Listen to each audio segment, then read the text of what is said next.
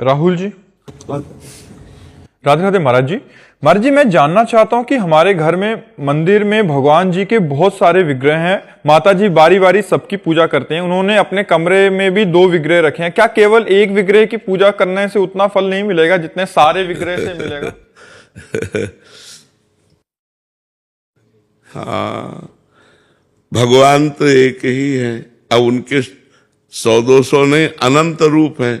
आप जितने रूप चाहो विराजमान करके पूजा करो, फल तो एक ही मिलेगा। आप मान लो 1000 भगवान की पूजा की और एक भगवान को विराजमान के पूजा की, आप 1000 जगह भाव बांटे हुए हो, तो आपका भाव उस कोटि का नहीं जितना एक पूजा में भाव लगाए हुए हैं, तो आपका कम रहेगा। 1000 जगह पूजा करने पर भी आपका फल कम रहेगा, और एक जगह पूजा करता बाजी मार ले जाएगा। क्योंकि भगवान तो एक है ना, किसी एक रूप की। जैसे रामकृष्ण परमहंस जी ने मां काली, वह मां में ही कृष्ण को देखा, मां में ही राम को देखा, मां में ही सबको देखा।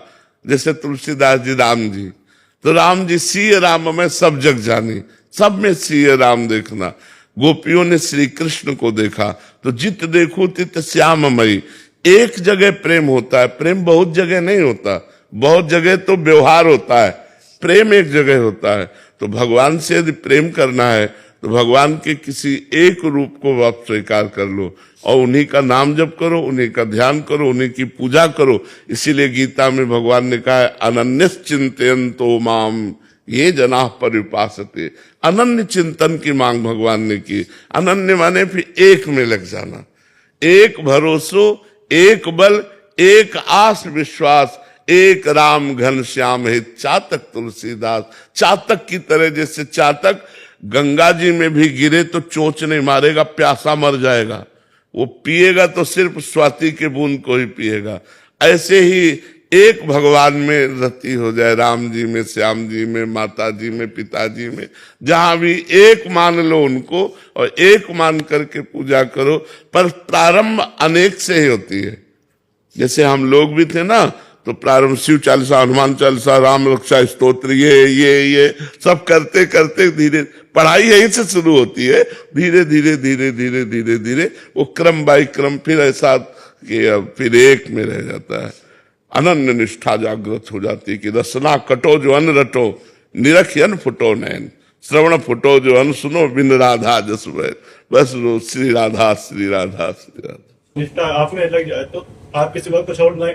निष्ठा गुरु में लग जाए तो बहुत कम है, बहुत कम है जिसका गुरु में प्यार हो जाए।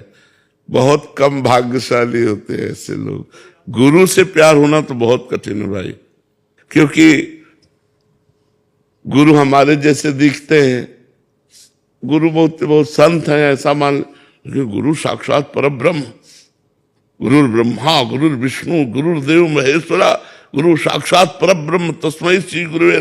तो आप किस भगवान की प्राप्ति करनी? मेरे भगवान तो मेरे सामने बैठे हैं। मैं अपने भगवान को रोज देखता हूँ, रोज उनसे बात करता हूँ। मैं तो मुक्त हो गया क्योंकि मेरे भगवान मिल गए मुझे गुरु रूप में। तो मोक्ष मूलम गुरु कृपा, गुरु कृपा से मुक्त। पर गुरु में प्रेम होना, हम ये कहते कठिन है।